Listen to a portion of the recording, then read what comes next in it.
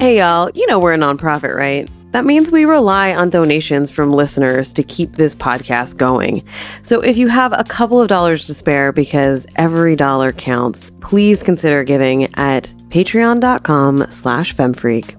Also, fun fact, in addition to the perks that you'll get as a Patreon subscriber, your donations and contributions on Patreon are also tax deductible because we're a 501c3.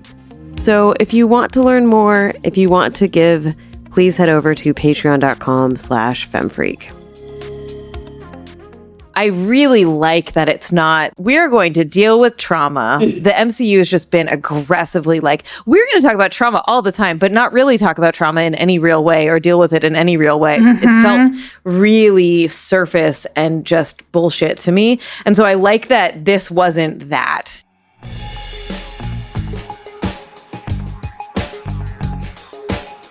Welcome to Feminist Frequency Radio. This is the show that asks you to be critical of the media you love. I'm Anita Sarkeesian. And I'm Kat Spada, and today we're kicking off a mini-season of pop culture conversation goodness. We've got a handful of current or very recent releases that we're super excited to watch and talk about, and one cult classic from the 90s, the early 90s, that we can't believe neither of us has ever seen before, so you better stay tuned for that one. What could it be? We watched the latest in the Marvel Cinematic Universe's foray into television, She-Hulk Attorney at Law. Created by Jessica Gao and starring Tatiana Maslany, the series brings to the screen a character introduced to comics in 1980, lawyer Jennifer Walters. After an emergency blood transfusion from her cousin Bruce Banner, she transforms, developing Hulk-like superpowers similar to his. The show retains a unique characterization from the comic, Walter's metafictional awareness and propensity to break the fourth wall. Some review bombers, who seem not to be in on the joke of life itself, have criticized the series' quote-unquote wokeness, but it has had an overall positive critical response, despite mixed reactions to its visual effects. We will be discussing all 9 episodes of the show's first season, so come back to this episode and listen later if you haven't yet watched it and you're worried about spoilers. Also, the series She-Hulk contains depictions of online harassment, violence, and sexual assault, so please listen to our conversation ahead with caution. More and more eccentric superhumans are coming out of the woodwork. We're going to launch a division for them, and I want the She-Hulk to be the face of it. Jennifer Walters. Namaste. I have a serious conflict of interest. This man tried to kill my cousin, Bruce. Yeah, that's quite all right. Oh. People only care because I'm representing Emil Blonsky. I think they care because they're like, hey, that girl's great. Jen, do your thing. God, I really like this outfit.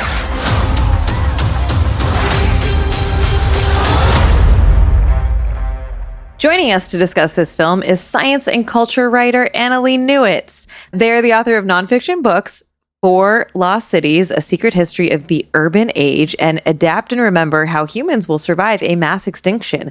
Their novels include The Future of Another Timeline, the Lambda Literary Award-winning Autonomous, and The Terraformers, coming in January 2023.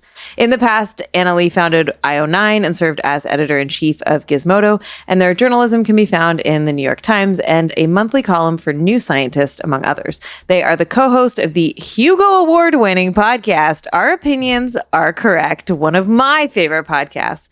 Welcome back, Annalee. Thanks for having me back onto one of my favorite podcasts. Yeah, you have to say that. No, it's actually true, though. Yep.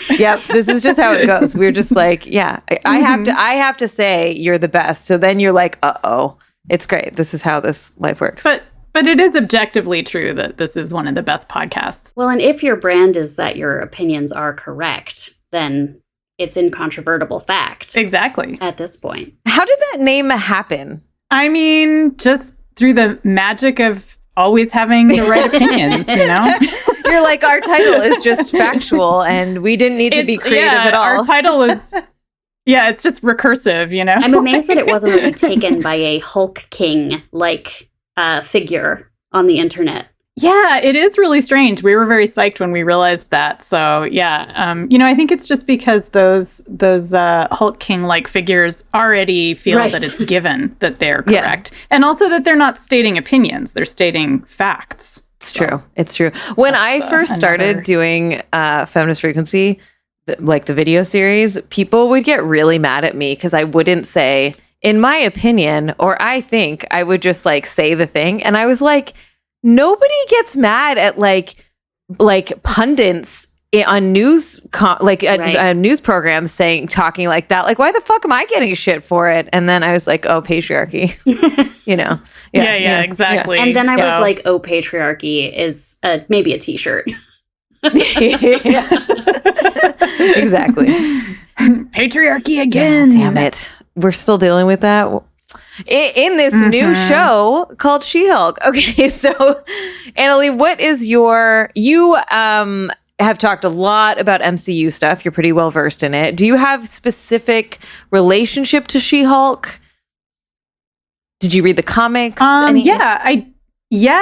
I'm first of all, I am a huge Hulk fan going back to when I was a little kid. So I started with Hulk, the OG Hulk.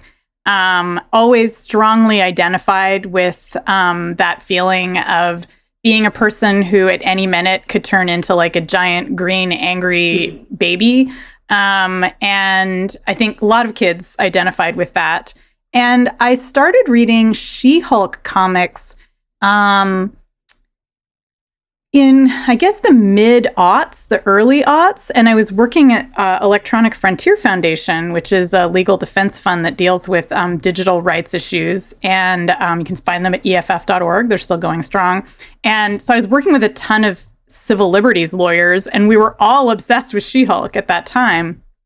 And the comics in that era were very much in keeping with a lot of the show's themes of reframing what it means to be the Hulk for a professional woman. Because, of course, the thing with Bruce Banner, the OG Hulk, is that he's kind of at war with a force within himself, this rage that he can't control. So he's like a man fighting himself.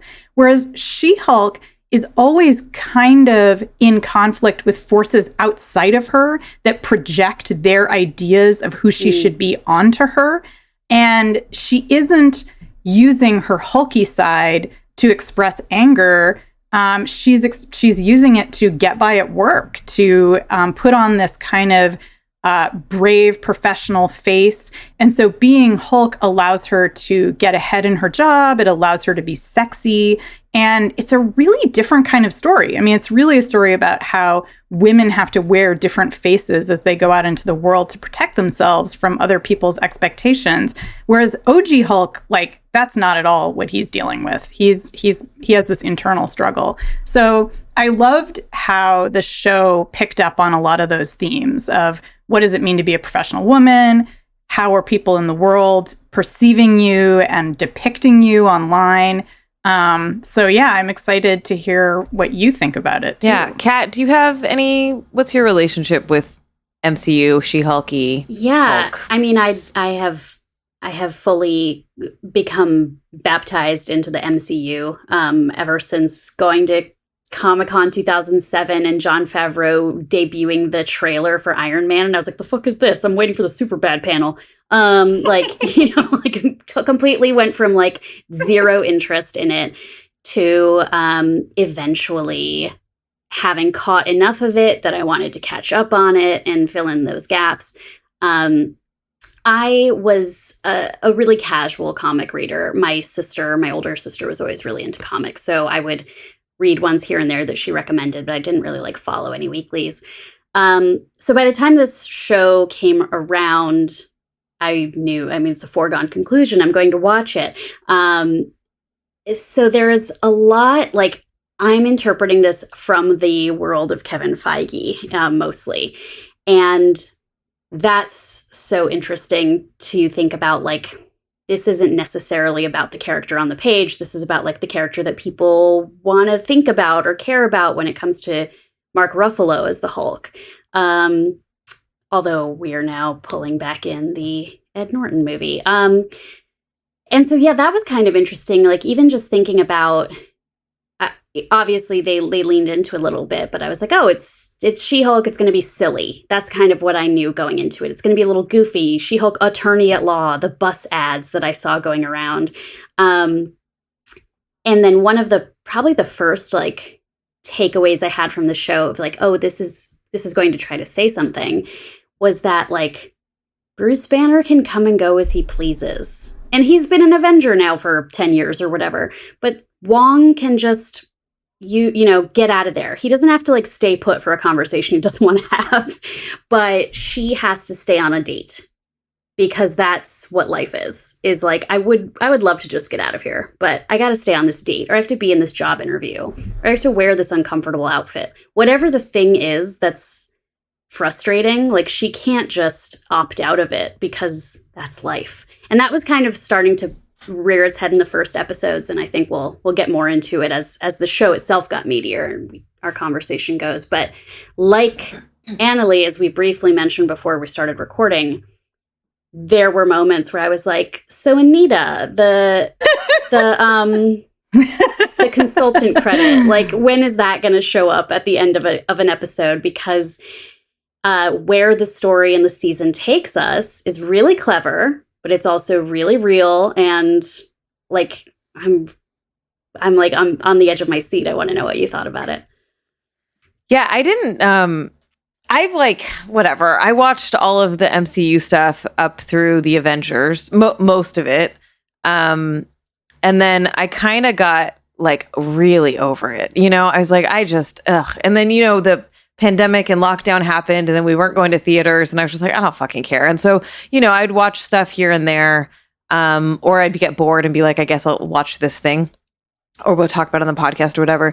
But it's not a given that I'm going to watch everything anymore like it kind of used to be. And I know a lot of people are sort of in that boat at this point. We're a little tired of it. We're like, who are these fucking superheroes that you're trotting out that like nobody gives a shit about?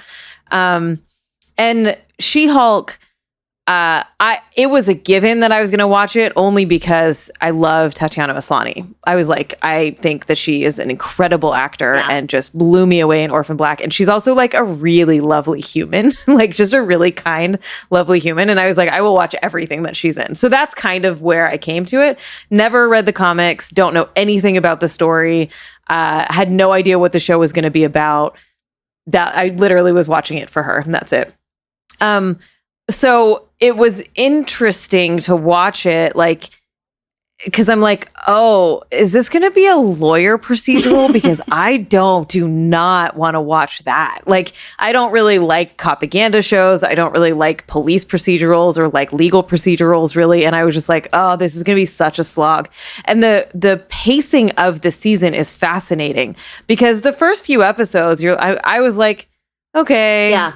It's not that long. I'll finish this, blah, blah, blah. But then it like takes a turn and you're like, oh, I see what you're doing. This is interesting, right? And it all comes to a head in the last episode. So that was kind of my background as I came into this knowing nothing. Like I didn't even know that the fourth wall breaking thing was from the comics. I thought that was just a creative choice that the writers chose to do. So yeah, that's kind of my, like, I started just being like, this is a little bit boring. Like, I'm not super into this.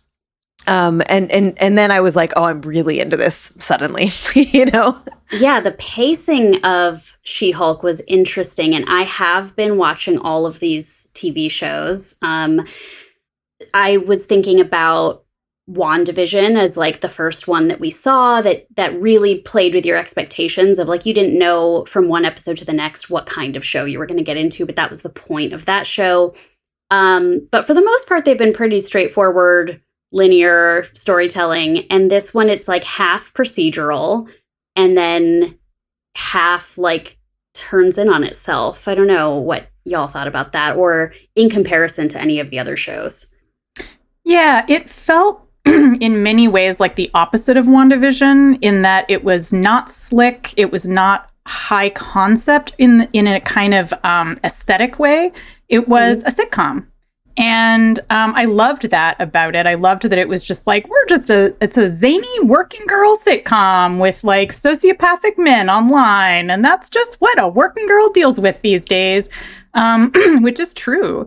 And I loved that it had little touches of darkness, but it wasn't the kind of WandaVision thing where it was like, oh, this is like really, really dark. It actually was embodying the sitcom that WandaVision was kind of making fun of or satirizing. The other thing about it, though, was I did feel like it was uneven. I thought the pacing kind of blobbed around at various points, and I was like, okay, is this just a zany procedural, or are we going somewhere? I felt like we lost the thread in a couple of episodes. But then it just came together so well at the end. And I was curious what you guys thought about the fourth wall breaking, because one of the things that really irked me in watching the show was that I felt like they weren't doing it enough. Like every episode would have like a moment where, she would turn to the camera, where Jen would turn to the camera and kind of say something. And it often felt really abrupt and strange because it was like, wait, oh, right, we're in one of those fourth wall breaking shows, but we only get one per episode. And then the final episode was just like off the charts amazing with breaking the fourth wall and like literally going to visit like Marvel Studios and talking to the boss about like how the show was being written. And I kind of just wanted more of that. Like I wanted more of the voiciness that felt like it was missing in some of the episodes.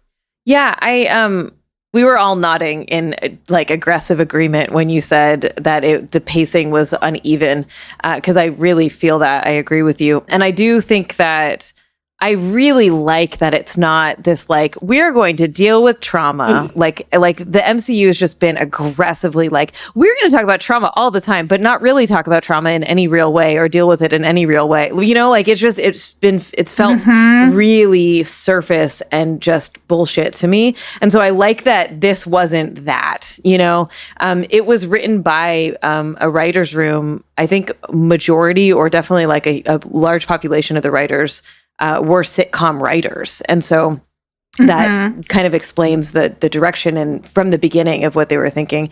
The fourth wall breaking stuff at the beginning, I was like, I don't know. This is weird. And I think it, again, like the end really comes together. And so the way they use it at the end, I think is really well done.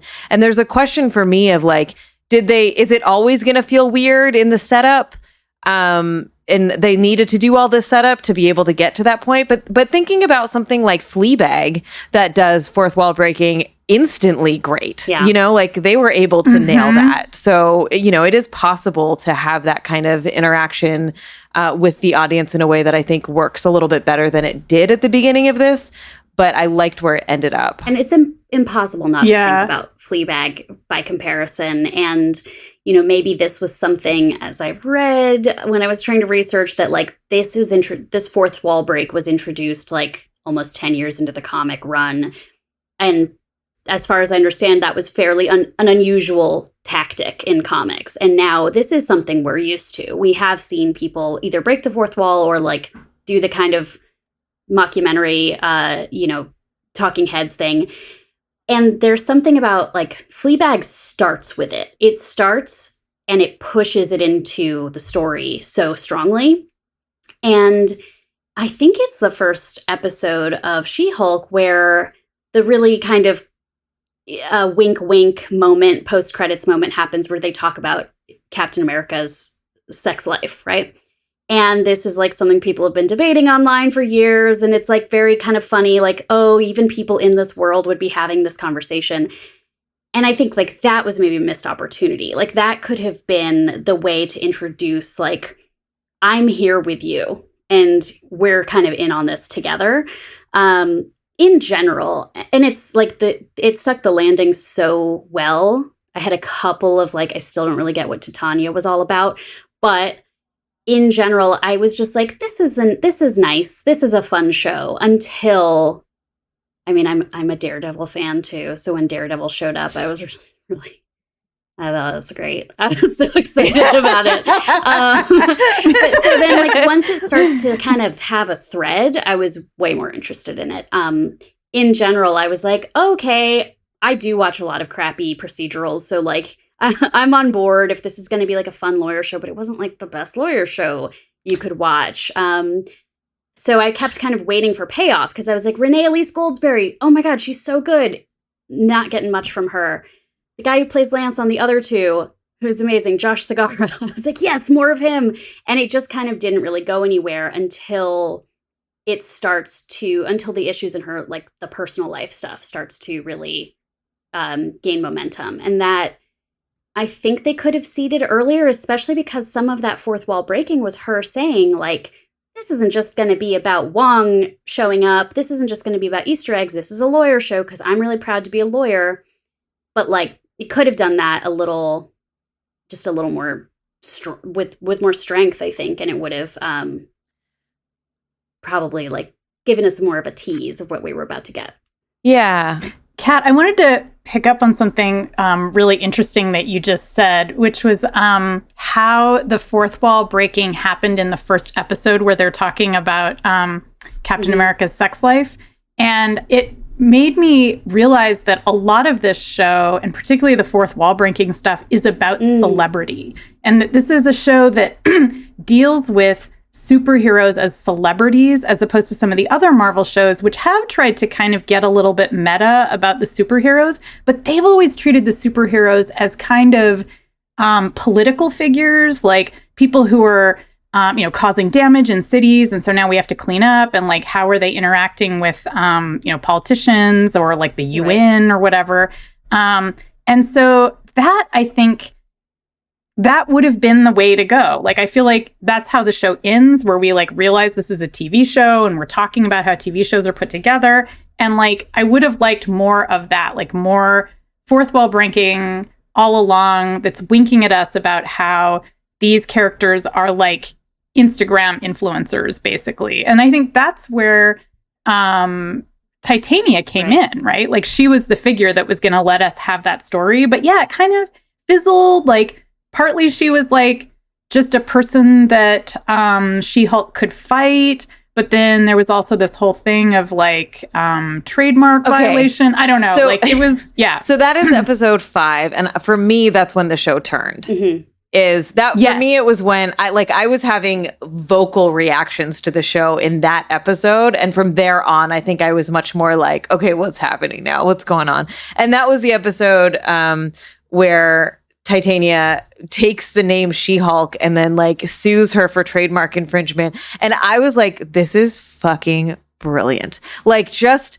the way that they did all of it. I was like, I have been to these events. I've seen these events. This is how they play out. And it's exactly what would happen. And I thought it was just like, oh, we're like, this is when the show when I realized the show was much more meta commentary on society, on culture, on superhero stuff, on television writing, the whole thing. And like, it's a bummer that it was like more than halfway through the season that it got there. And that's when it started to pay off too. Like, don't call me that, or that's not my name. And then the way that she had used it in dating, and like how that, absolutely, like, that's just something you could kind of look at the spectrum of people who were like, I wanted to change my name when I got married, but I'd been published. Like, there are like all these ways in which like women do have to kind of navigate, or people who change their names for personal or professional reasons. It's like, now what?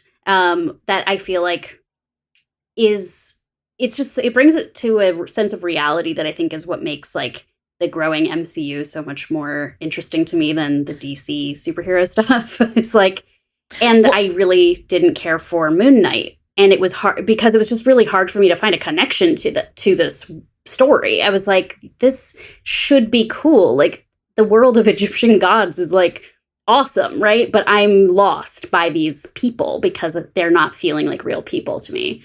I really appreciated the commentary about how the name She-Hulk is stupid, right? That they're like, we're stuck with this. And so we're going to do we know what's going on here, right? The sort of, like we can't do anything about this, and we're going to let you know that we can't do anything about this. And then having an episode where she's just like, well, but now I have to internalize this thing and be like, it's mine now. And it has all of these complications and nothing is easy in life. And so just that, that complication I thought was really smart. Yeah. And like, and interesting in a way that like we couldn't have had if you didn't come with the baggage of a fucked up sexist name. Right. Yeah, it was super well done. And it really was kind of walking that line of showing how she hated the name, but then she finally had to own the name to take power. But of course, the name is inherently disempowering. So it's just absolutely like feminist celebrity in a nutshell. Yeah, yeah. and really thinking about like the scope of this world. This whole MCU starts with a billionaire warmonger declaring, "I am Iron Man." Call me by my name. Like, I am Iron Man. It's printed on the side. Like my Christian name is printed on the side of that missile over there. But like, this is who I am. And that whole celebrity thing is really interesting. Like, so I have been watching the Netflix Marvel series, and I haven't watched all of them, but they're regional. Like, that's the thing. Most of this takes place in New York, but they are in smaller communities. And so I think it's really interesting also that this is focused on a woman in her 30s. So I really liked Hawkeye and Ms. Marvel, which are based on Ms. Marvel's a teenager, and young Hawkeye, she's 19, 20? Like, she's in college age. And they have this hero worship of their superheroes that is absolutely right for teenagers. Like, it's so spot on that they would go to fan conventions or they would idolize these people based on like a really genuine belief that like they are the ones who are saving the planet. And we get to like a woman in her 30s and she's like, my fucking cousin. Yeah, he's good. He's a nice guy. Like, all these people are just people. And I've met enough assholes in my life at this time, like, not to really lionize anybody. And that was awesome. and Tatiana Maslany, who can do anything, as we know, like, there were such great moments, and like her physicality in this was really interesting because she's so petite. And that is, I think, by design, right? That obviously there's a big contrast, but like, she looked so tightly wound all the time when she was not She-Hulk. And I loved seeing that. I was like, I love seeing this sort of nervous, but like going to be strong when she needs to be person. I thought Tim Roth's physicality was unbelievable. Just like because we're talking about like physical acting here, him as just like in his cell, just kind of leaning back and being like answering these questions, and the way he even like moves on his in the like retreat compound. Like, I just was so taken by how he presented the Emil character, especially in contrast to Abomination. I just that stuck out to me in terms of performances on the show. But so actually, I want to talk about the retreat, and then we'll talk about the thing that we all actually want to talk about. So their episode 7 is the retreat, and Jen goes to visit the wellness retreat that Emil starts, and it's just all of these dudes sitting around talking about feelings. And at first I was like, oh fuck, you're making fun of like the work that I do, right? Like accountability and like, emotional openness and all this stuff. And I was like, oh fuck, I hate when this happens. And then it like shifted. And it like actually worked, like I feel like they stopped making fun of it and made it actually like a useful thing that helped Jen out and like helped the growth of all of these people and their relationships and all of that. And so I was like relieved that scene and the episode ended on like no, this is actually a good thing, even if it's a little hokey, Yeah. And I mean, I think it gets contrasted with the sort of toxic incel culture that are, what's the human name of the guy who's Todd Phelps. Oh, yeah, Todd Phelps. Right. Yeah. Hulk King. Which I would just like to say I called that so early. As soon as we knew that there was somebody who was like pulling the strings, I'm not great at this. So I was very proud of myself to being like, it's fucking this douchebag kid that's like roaming around trying to get her blood or whatever. Oh God, yeah. The whole, actually it was quite spot on, like the name of his site being Intelligentsia. I was like, yes, very, very spot on. And he is kind of the anti-therapy figure. You know, it's funny to have him contrasted with Abomination, who's also a bad guy, but he's kind of like an okay bad guy who's trying to like learn. Is Emil Blonsky like the one example of like carceral rehabilitation? Oh no! Oh my God! Jesus! Wait, so this is something about the show that's interesting, right? A very primary surface current of the show is just men are trash, right? Like, and just the shit that women have to put up with, or marginalized folks, femme people in general. And I think at first I was like, fine. You know, like I've talked a lot on this podcast about how I get really tired of the like overwrought in your face kind of social justice-y kinds of language and conversations. Like it takes a real skill to be able to do that subtly in a way that you're not like, oh, I'm being preached at right now. And the beginning of this show had a lot of that, right? Where it had when Bruce and Jen were talking and she's like, I don't have rage issues because I have to deal with this every day. You're like, fuck yeah, totally. And also, yeah. Right? You know, like I was just like, Yeah. Or like incoming message. Yeah. And then like the sort of street harassment, like, which I thought was funny, but she was like, oh, wait. I'm powerful, which I thought was funny. But again, it was just like, there was a lot of like little comments here and there about it in a way that felt like, and then we're going to talk about the thing. I thought as the show got more confident in itself, we saw it manifest in ways that felt more sincere. The like, when we meet Todd and she goes out on the dates with all of these dudes, like that was a fucking hilarious sequence, right? When the Ribbit and Rip It, the fucking leapfrog guy who's just like, I can be a superhero too, you know, like that shit. I think these were all like great examples of masculinity, you know, trying to be something, right? Yeah. Trying to be hegemonic masculinity, trying to be sort of these alpha male characters or whatever, which then manifests into intelligentsia and like the where the extreme to all of these things goes, right? Yeah, and I think the other thing that the show has going for it that kind of pulled it away from being a kind of like feminism 101 or whatever comes before 101, like feminism 40 or something like that, like a really introductory class, was the fact that it's very class conscious. We immediately have like Titania, who's clearly like a rich girl who is, you know, who just feels really entitled to everything, including She-Hulk's name. And I feel like that's the other thing about Todd is that it's not just that he's a douchey guy, it's that he's this super rich guy who, again, feels like he's entitled to everything because he can buy it. And then he's contrasted to other men who are more humble, who are able to, you know, take orders from women, like work for women, like Pug. Pug was so great. And who can be like a team player and like, and also be a guy. And then, of course, you know, when she meets up with Daredevil, like that's a whole other way of looking at masculinity. So I feel like because the show is set in the milieu of lawyers who are like helping a lot of people who are rich, we get to have that other axis of looking at how power is distributed. Yeah, and even her, I mean, when I think about class in it, it is about like, well, these wealthy people, right? And access to wealth and like, you know, the fact that like she had to manipulate her way into getting into the designer. Yeah.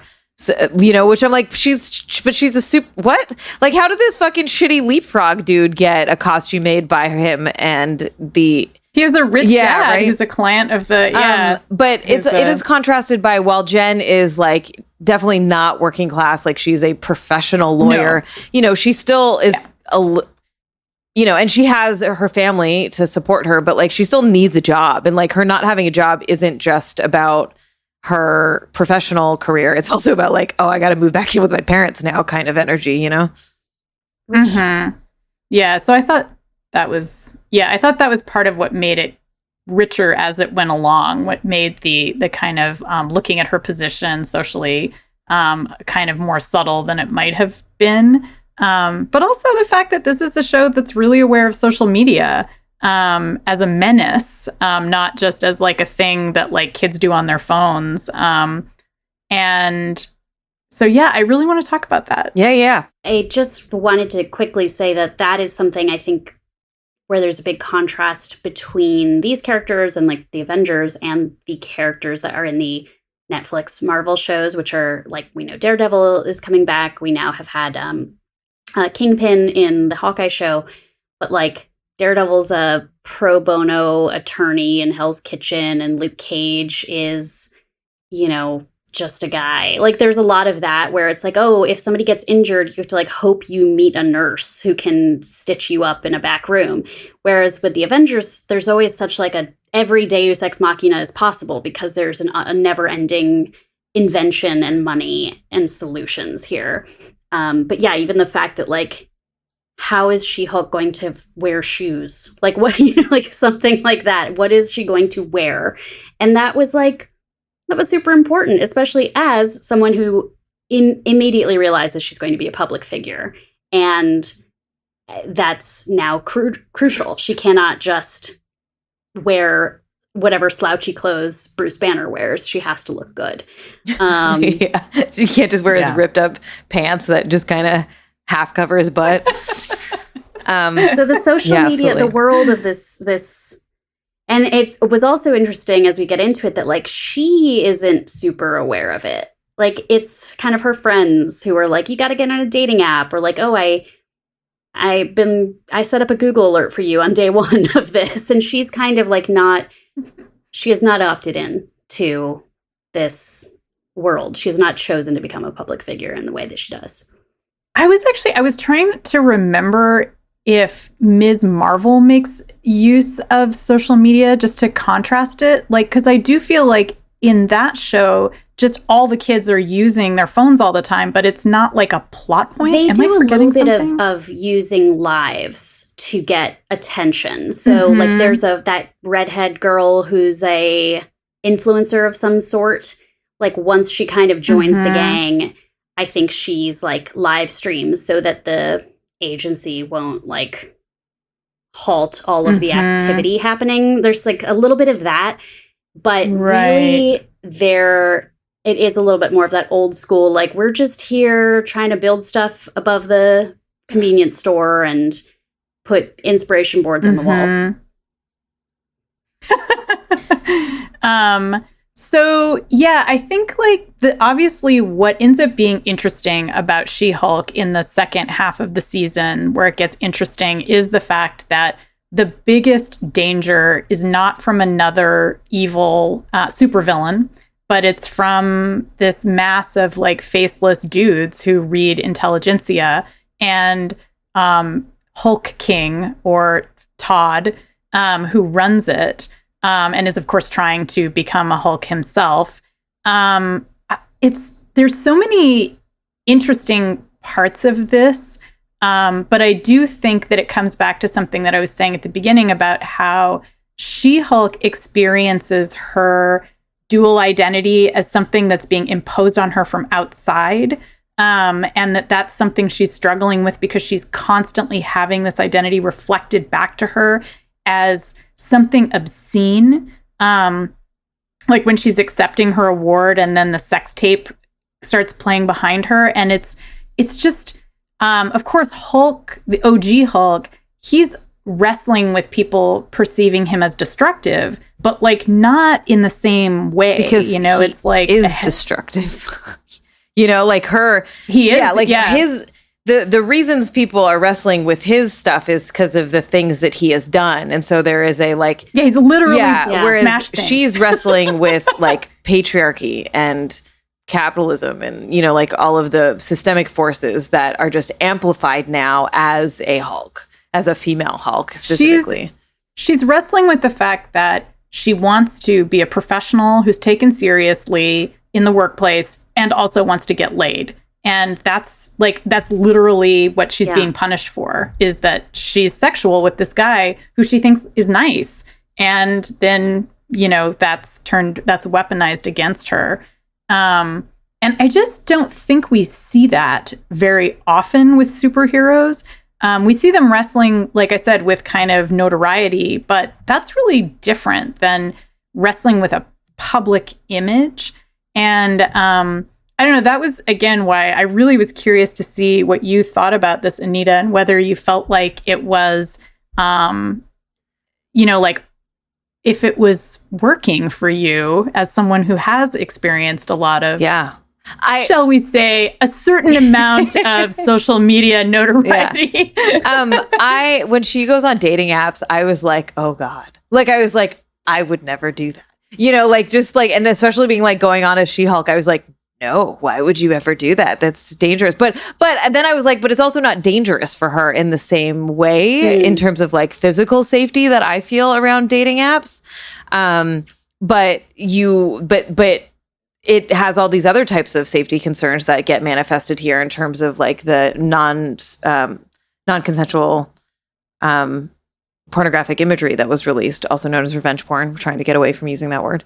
And the thing that really the thing that actually really got me, where I was like, oh, this might be too much, which never happens to me when I'm watching shit, was when Todd, King Hulk or whatever, is on stage talking about she didn't earn it. We need to take it away from her. I was like I literally, I got shallow breath a little bit, being like, holy fuck. I think they really nailed the energy of the way that these men talk to each other.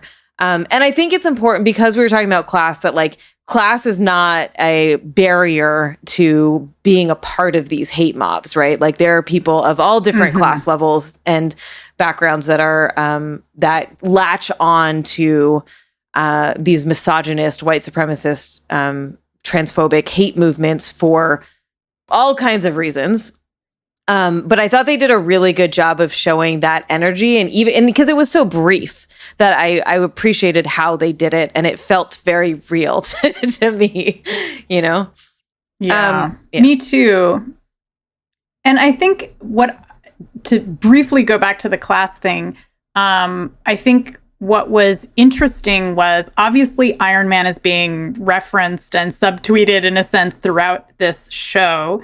And, Todd is like the new understanding of Elon Musk in the Marvel universe.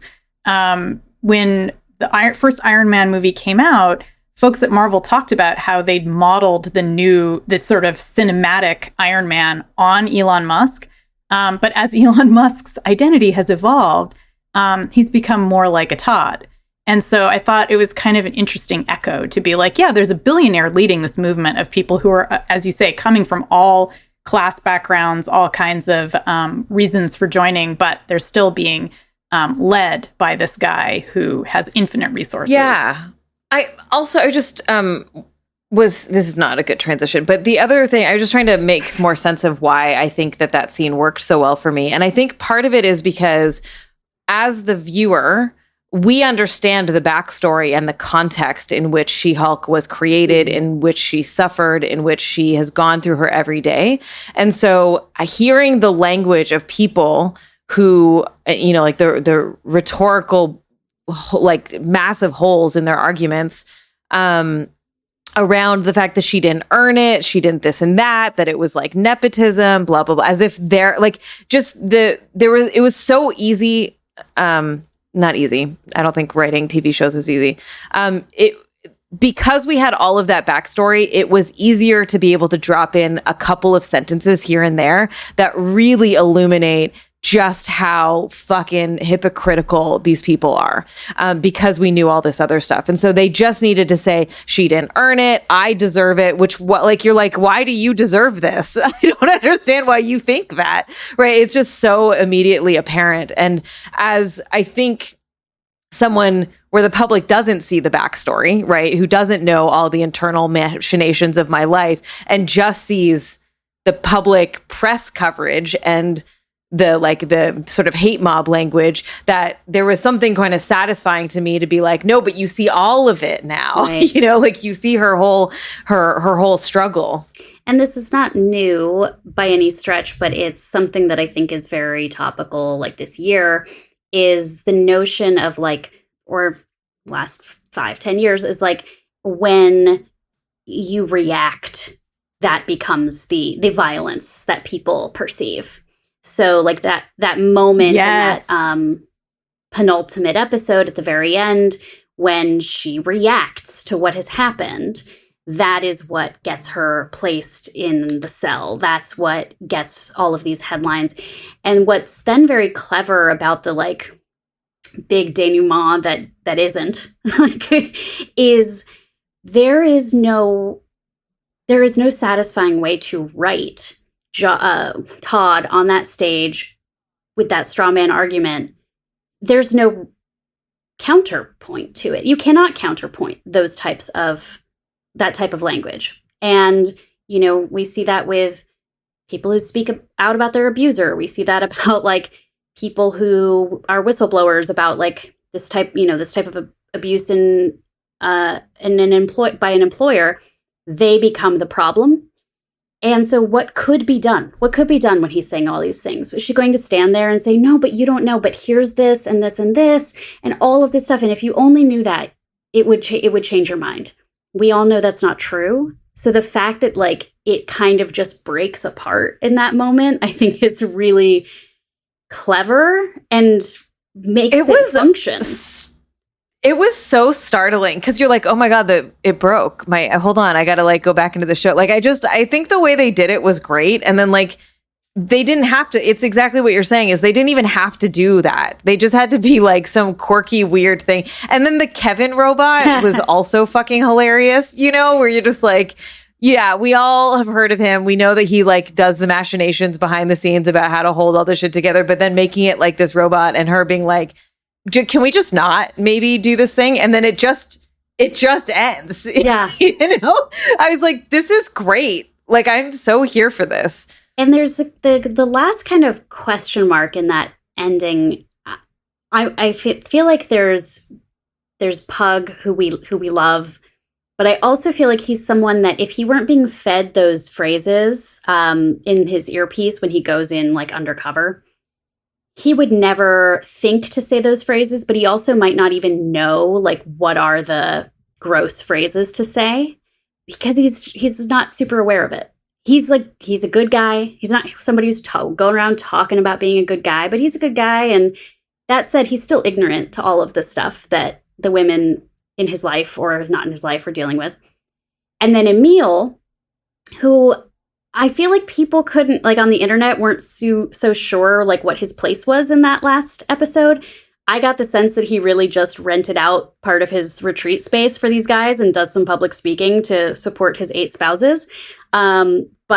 Or whatever. There were like his soulmates. God. There were numerous plot lines about that. But so it did seem to me like he wasn't, he was another kind of archetype of man, which is like, oh yeah, that stuff can all go on. It doesn't affect me. I'll take their dollars. I mean, this show is very much about different archetypes of masculinity. Yeah. And just the ways that women have to interact with them on a daily basis. And in a variety of ways. Yeah. And you have to change yourself. You have to, you have to completely adapt how you're going to present yourself, how you're going to speak, depending on the type of man that you're going to encounter. Yeah. And it's also different pictures of how men become complicit with these toxic memes, too. Like some of the men are just like, what? I didn't even know these memes existed. Other guys, like Abomination, are like, oh, yeah, I mean, I don't really buy into them, but like if you're giving me money, like, all right, and then other people are true believers. And it's kind of, it's nice to see it laid out like that. We would be remiss if we didn't at least mention Nikki Ramos, the best friend, played by Ginger Gonzago, I think her name is. She was delightful and had the best outfits. So stylish. And I just like, she was definitely like the sidekick, but I felt like she brought a lot to that role in a way that like felt not as dismissive as sidekicks tend to be. So I just wanted to call her out because I didn't want her to get lost in the. And my final note too is like, the sexiest the MCU has gotten to date. I mean, like, technically we had a sex scene in Eternals, but the fact that, you know, there's hot tension between Daredevil and She-Hulk, and she turns to camera or she talks to Kevin. She's like, can I have another visit from that guy? Because that was really working for me. I was like, all right. Like, she got to have, this wasn't, as you said, a show about like just terrible things happening to this woman to harden her and make her into a hero. It was like, yeah, also some cool stuff happened, and she had good friends and good family. And it was like, at the end, it felt very well-rounded, like it had stuck the landing, but it did take us half a season to get there. Yeah. Yeah. And I liked the fact that ultimately, like you guys were sort of saying that the ending was about to sort of breaks apart, and there's like no response that we can do to Todd, really, which I totally agree with. But I also feel like what the show was saying with Kevin and with kind of entering the writer's room and yelling at them and stuff was that there is a response to people like Todd, and that's to write your own fucking show. You know what I mean? Take it over, flip the script, like tell stories. I would love to write my own show. So can we like make that? Can we just do that? Yeah, let's hook up with like Kevin. Put that energy out into the world. Let's figure that out. Hey, what's up? Yeah, because I think in a way that's right. You know, that this is a culture war, and the way to respond is like with your own stories about what women can do, and to say, you know what, we're not going to have a scene where we beat each other over the head with sinks, which seems to always happen in DC movies. I'm sorry to bring that into the Marvel world, but, you know, maybe the ending can just be like, you know, she gets laid. Like, why does that? Like, the ending could just be that, and gets to have a job, and like, that's great. Yeah, absolutely. All right. Well, on that note of getting laid, we're going to take a break, and we will be right back to share some freakouts. If you are enjoying our show, please consider supporting it on Patreon. Your monthly or annual tax-deductible gift helps us keep the show running and on the air. By becoming a patron, you're supporting independent feminist media and a nonprofit that's working to end abuse in the games industry. Plus, patrons get a special bonus alongside each episode of the podcast. Of course, we know that not everyone has the means to financially support the show, so just taking a moment to give us a star rating and review on Apple Podcasts or wherever you listen to this show can help new listeners find us. We appreciate your support in whatever way you can provide it. Now, back to the show.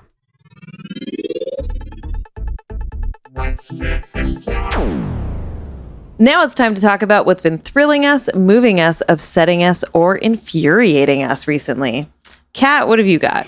I just watched all of the episodes that have aired to date of High School, which is a new series on Amazon Freevee or Freevee by Amazon. I've been rewatching all of Leverage, and it's on Freevee, and so now the Freevee is stuck in my head all the time. Yeah, it was a real experience to like find Freevee and get into it, but which Freevee is IMDb TV, and they realized that name doesn't work for anybody, and they rebranded themselves as Freevee in case anyone wanted that backstory.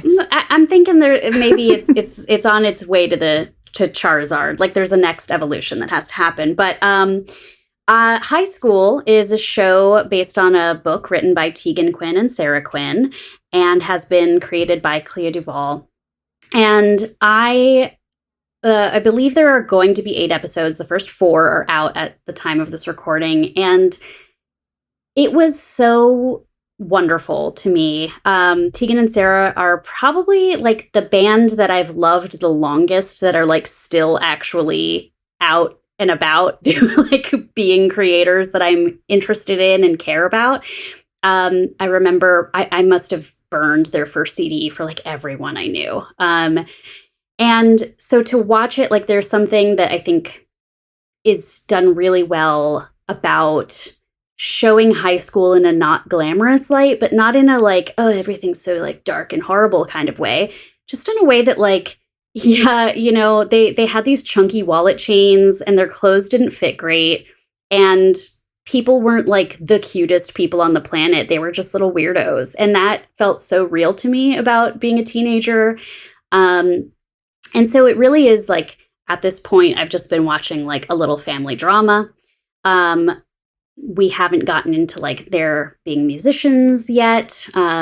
They're both kind of discovering their sexuality in these episodes, but it's not like, and here's an episode where somebody thinks about gay stuff. It's just like, these are sisters who fight and who are going to a new school, and their mom works really hard, and their stepdad's a nice guy, but whatever. Like, there's something I really am enjoying about it, but obviously I'm going into it as a huge Tegan and Sarah fan, so I'm also fucking Tegan and Sarah and Clea Duvall. I was like, this was like every lesbian's like 90s awakening, and, you know? And there's this like, you just got to throw in some Katie Lang and you got it all. And maybe some Bound. But I'm a cheerleader. There you go. Like, that's the trifecta. Their mom is played by Kobe Smulders. Hello, MCU. And there is a moment where she's like had her kids when she was like 22, and now they're teenagers, and she's going back to school to become a social worker.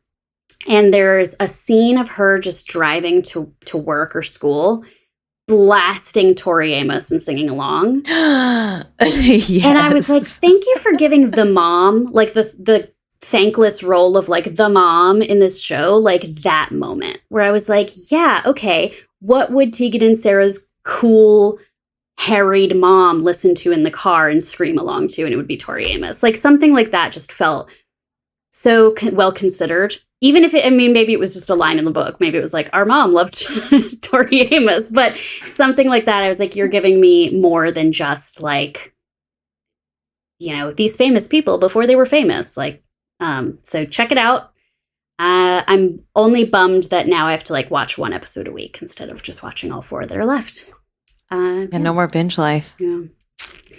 I'm going to go next because mine is about, oh God, let's talk about gay stuff. So I watched a 2011 British film called Weekend. It's directed by Andrew Haigh, and I loved it a lot. It is, I'm really loving these like moment in time, like time capsule moments of like short periods of time of people that aren't extremely boring. Like I think I texted Carolyn, for those of you who have been longtime listeners, being like, I watched a Carol movie that wasn't slow and boring and I really liked it. Because Carol loves this slice of life and I'm like, I need a little bit more, right? And this was that. It's about 2 gay men who meet on a weekend and just spend almost all their time together. And then one of them leaves for is about to leave for like years as they were like starting to be into each other. And the tension comes from like one of the guys is kind of closeted and like is a little bit ashamed of being gay. And the other guy is just like very open and very queer and like much more open to talking about like gay stuff, you know, like, whatever. Is it set in 2011? Like it feels like it is of that time. Yeah. It's not like the 60s. It's not a timepiece. Okay. No. It's like contemporary. Mm-hmm. And think about like, you know, 2011 was still a time in the media where like queerness wasn't as prevalent as it is now. So it kind of makes sense that film existed in that moment. I think it would feel a little out of place in our contemporary. Not that we're like flooded with queer media, but it's just we're in a different place with how we talk about queerness in media. It was just very sweet and I loved it. And there's the weirdest scene where they're doing a bunch of coke and one of them, and they do this thing where they like blow coke into each other's mouths. And it's like, it's supposed to be sexy and also kind of cute, but also so weird because why would you ever want Coke blown into your mouth? So it's just like little things like that. And then like just having the scene of them being like super coked out and talking about everything that's ever happened in their whole lives to each other, you know, like I was like, oh, I love this so much. So I thought it was very sweet. It's called Weekend from 2011. Have you seen Duck Butter? No. Yeah, that's a good it's name. A movie with oh gosh, what's her name? Maybe from Arrested Development.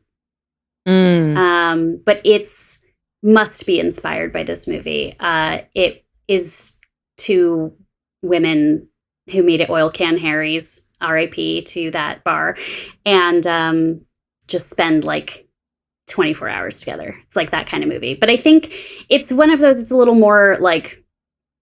I think they say we're going to have sex every hour or something. Like there's some setup that falls apart, but it's a great like queer, talky, sexy movie. Nice. That's awesome. All right, Annalee, you've got some sex to talk about. I do. I have some vampire sex to talk about, gay vampire sex. So I have been watching the new Interview with the Vampire series, which is on AMC. There's only been 3 episodes so far, but it's already been renewed for 2nd season, so we know we're going to be getting lots and lots. I was a fan of Interview with the Vampire, the novel, which came out in the 70s. I didn't read it in the 70s, but when I was a youth, I was very excited about the implied gayness in that novel, which in the show is very explicit. And there's a couple things that are super cool about this show, which, as the title suggests, is about a couple of vampires. So the novel is set like a lot of Anne Rice's novels in New Orleans. And it is, it's an antebellum novel. So it's before the Civil War. And the main character, Louis, or Louis, because of course they're French, sort of, he's a plantation owner. And so there's a lot of really super weird politics around race in that book. And what the TV show has done, or what the showrunner and the writers have done, is they've brought the show up to the 1920s in New Orleans, which is, of course, an awesome time. It's delightful costumes and everything. And they've made Louis a person of color, a mixed race guy who is played by Jacob Anderson, who played Grey Worm in Game of Thrones. He's like smoking hot and smoldery as hell. And he's great in this role. Although I have to say that one of the things that is super wonderful about the show is that it is incredibly cheesy. And so we follow Louis, who is a businessman. He runs a brothel, and I think he has a couple of other businesses too. And he's dealing with, the city politics where he's like the only black guy in the room most of the time. He's certainly the only black businessman in the room, and he's dealing with having to, pay off a bunch of white guys who run the town so that he can keep running his brothel. And he meets Lestat, the vampire, who is a white guy who shows up and is immediately like, dude, you're so hot. I'm going to turn you into a vampire. Sorry, spoilers for what is clearly going to happen. And so they start kind of hooking up. And there is like, this is not really spoilers, like, but almost immediately, like in this, there's this scene of them like having floating, blood-sucking butt sex, which was like just delightful, but also as absolutely silly as that sounds. Like, imagine how silly that is. It is that silly, but also lovely. And, every scene has over-the-top acting. Unfortunately, although I do really, really love, Jacob Anderson, he has like 5 different accents. Oh no, this is like fucking Keanu and the accident, Dracula. Yeah, he's so great. And it's like, I don't want to like, I mean, it's hard. I mean, he's trying to do like a 1920s New Orleans accent, and it is just slaloming all over the place. And then everybody else is doing other weird accents, and some of them are like kind of British, and some are kind of Southern, and some are kind of like contemporary accents, and it's just like contemporary American accents. It is really a giant plate of cheese, and like no one makes any effort to try to do naturalistic acting, so everyone is just like, my darling, like literally, Louis.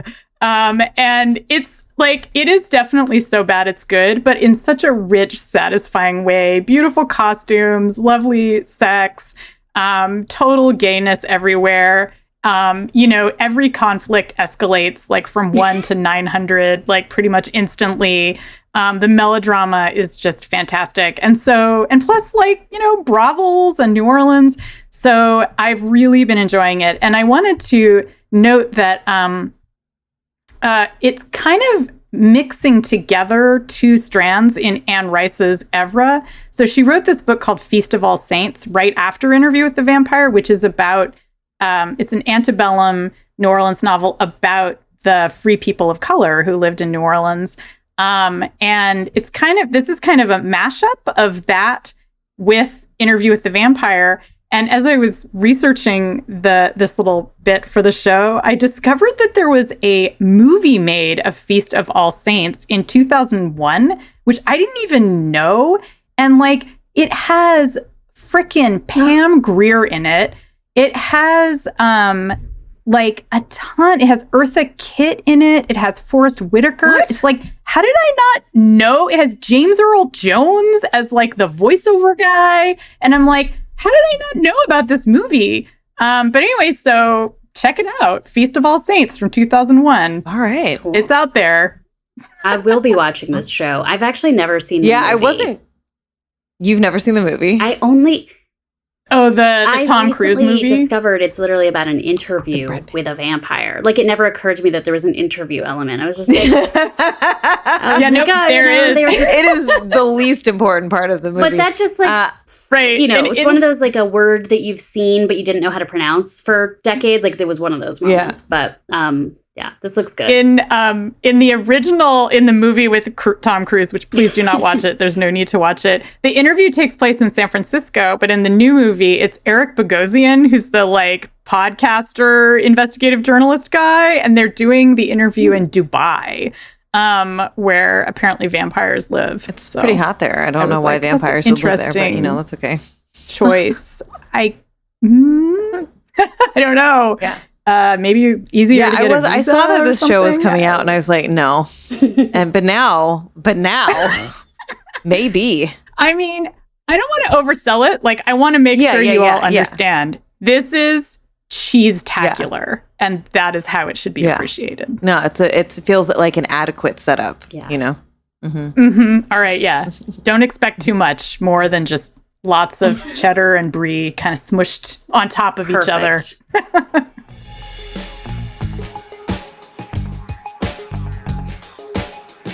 Well, that has been our first show of this little season. Thank you, Annalee, for joining us. Where can people learn more about you? You can find out about me at AnnaleeNewitz.com, my website. You can check out my podcast, which I co-host with Charlie Jane Anders, which is called Our Opinions Are Correct. That is also located at ouropinionsarecorrect.com. And I have a novel coming out in January called The Terraformers, which you can pre-order anywhere. Pre-order books. It helps authors. It really, really does, especially if you order them from your local friendly independent bookstore. Mm-hmm. Well, I'm Anita Sarkeesian, and you can find me at Anita Sarkeesian on all the things.